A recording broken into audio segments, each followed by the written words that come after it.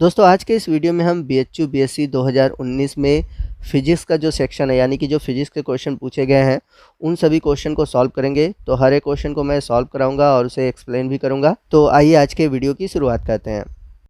तो पहला प्रश्न है, एक कण के कंपन का समीकरण दिया हुआ है y बराबर 4 sin 20 ओमेगा टी प्लस π/4। तो आपसे पूछा हुआ है कि निम्न में से कौन सा कथन असत्य है। तो नीचे की तरफ 4 स्टेटमेंट दिए गए हैं। इन चारों स्टेटमेंट में आपको बताना है कि कौन सा स्टेटमेंट गलत है।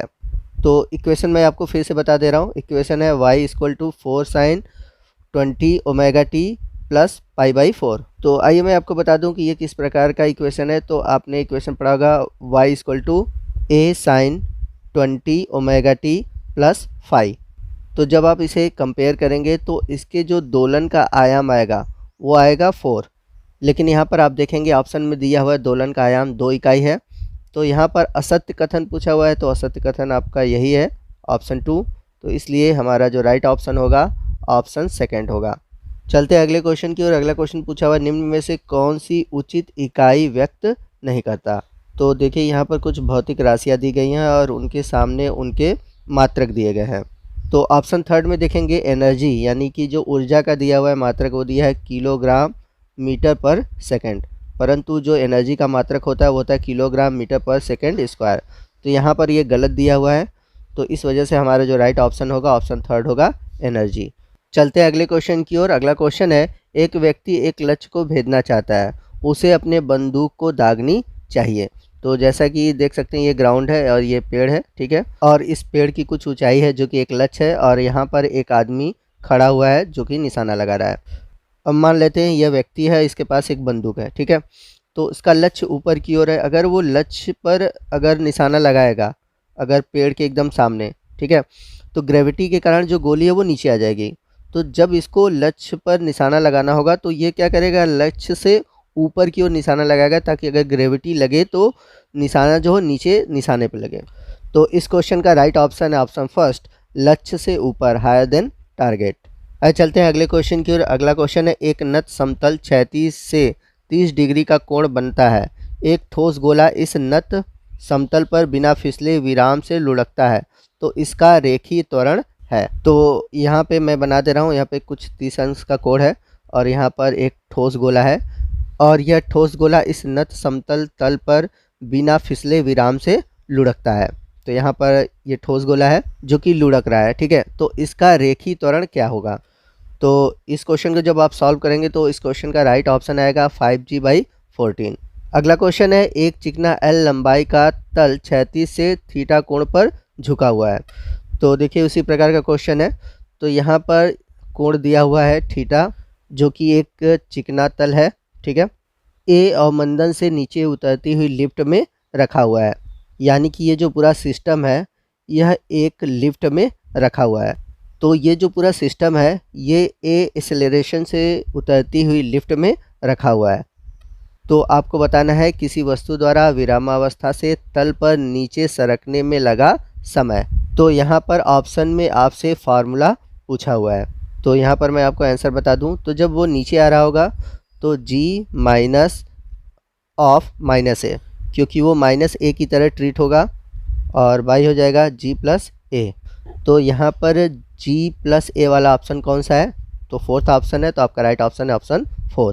अगला क्वेश्चन दिया हुआ है, नाभिक के अंदर न्यूट्रॉन और प्रोटॉन के बीच बल होता है। तो ये बल जो होता है लघु विस्तार होता है, शॉर्ट रेंज होता है। तो आपका राइट ऑप्शन है ऑप्शन फर्स्ट।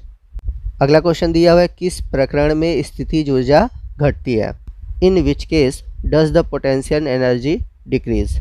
तो यहाँ पर 4 ऑप्शन दिए गए। इन चारों ऑप्शन में जो आपका राइट ऑप्शन है ऑप्शन 4 है, on rising of an air bubble in water, यानी कि पानी में हवा के बुलबुले के ऊपर उठाने पर।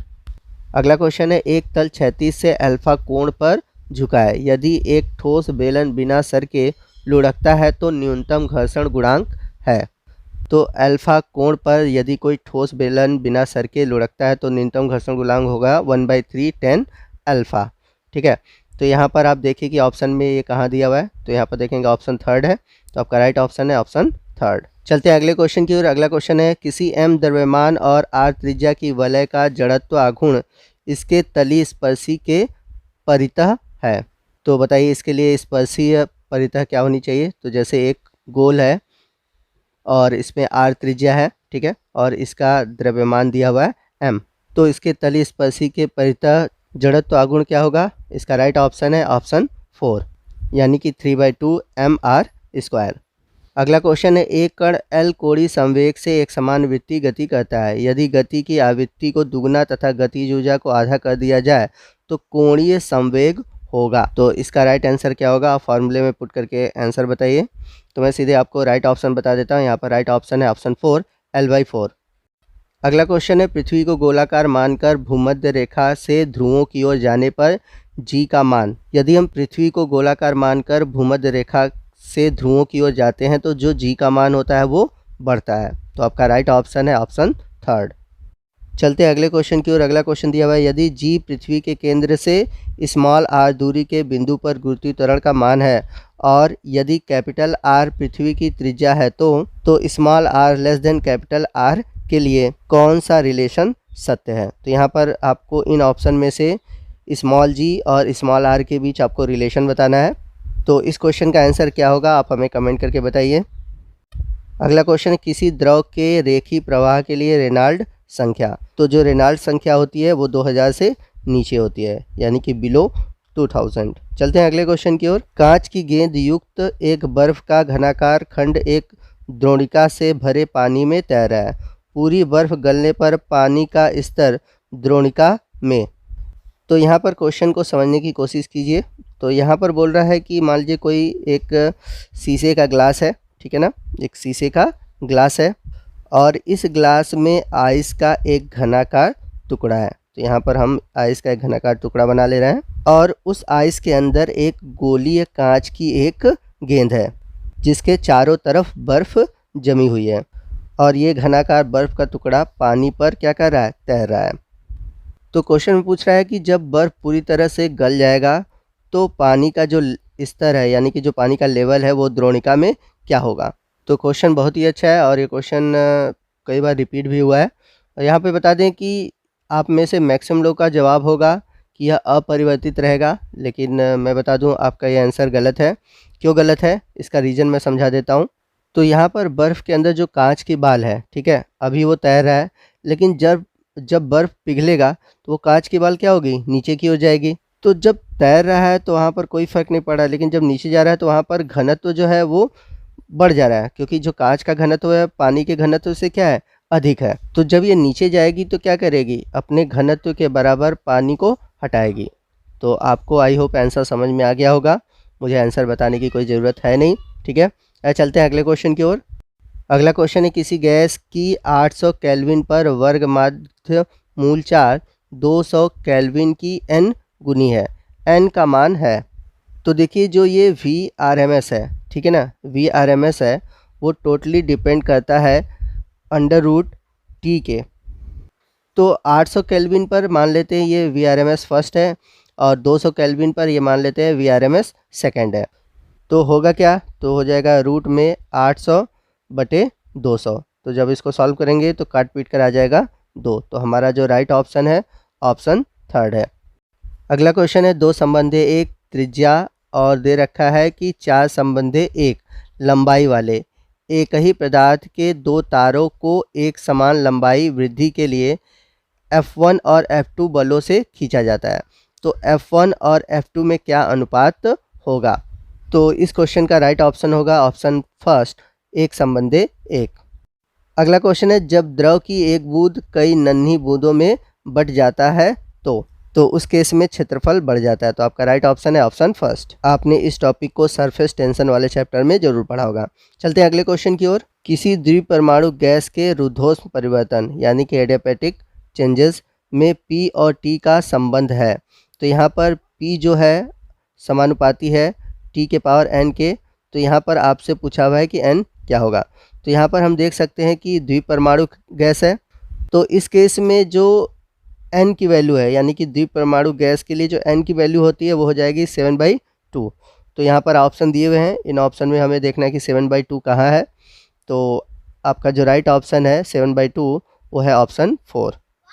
अगला क्वेश्चन है, किसी तारे का रंग घोतक यानी कि इंडिकेशन करता है। किसका इंडिकेशन करता है?